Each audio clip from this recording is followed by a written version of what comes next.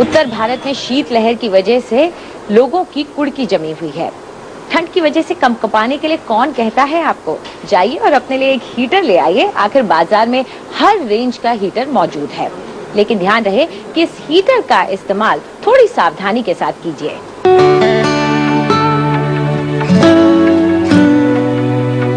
सर्दी के मौसम की तो बात ही अलग है। सूरज की फीकी पड़ती किरणें और सर्द हवा का जोर, हर एक का मन करता है कि खूब सारे गर्म कपड़े पहनकर बस चाय की चुस्कियां ली जाएं। आमतौर पर हम सर्दी को दूर भगाने के लिए अलाव या रूम हीटर्स का इस्तेमाल करते हैं। खासकर सर्दी तेज होने पर तो रूम हीटर्स के बिना काम ही नहीं चलता।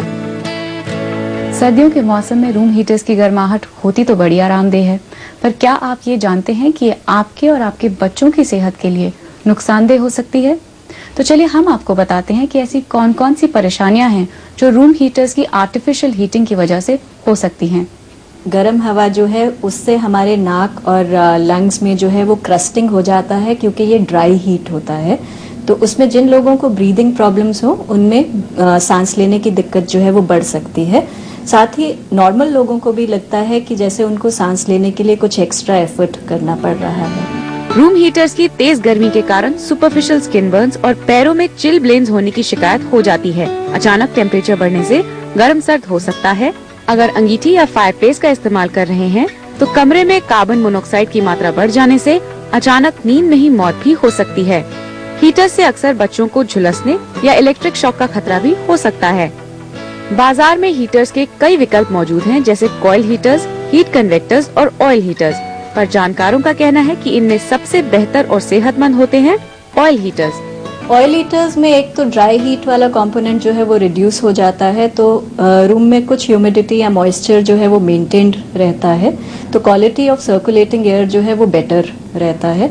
साथ ही साथ जो है उसका हीटिंग जो है वो ज्यादा इवन है compare to the coil heaters. Heater आप कोई भी चुने, पर हीटर्स का इस्तेमाल करते वक्त कुछ बातों का ख्याल जरूर रखें। हीटर को नीचे रखकर जलाएं, इससे कमरे के हर हिस्से में बराबर गर्माहट होगी। जिस कमरे में हीटर जलाएं उसमें वेंटिलेशन जरूर रखें। हीटर के बिल्कुल पास न बैठें, कुछ दूरी जरूर बनाए रखें। पैरों को हीटर के आगे गर्म ना करें। गर्म कमरे से बाहर जाने से पहले खासकर छोटे बच्चे और बुजुर्ग गर्म कपड़े पहनकर ही निकलें। अस्थमा और साइनस के मरीज भी अचानक ठंड में बाहर न जाएं। उसी तरह बाहर ठंड से आते ही तुरंत हीटर ऑन ना करें। हीटर की वायरिंग समय समय पर जरूर चेक करवाएं। जिस कमरे में हीटर जल रहा हो उस कमरे में पानी की बाल्टी या कोई पानी का बोल रखें। इससे कमरे की नमी बरकरार रहेगी। इन छोटी छोटी बातों का जरूर रखें ख्याल और सर्दियों का भरपूर लुत्फ उठाएं।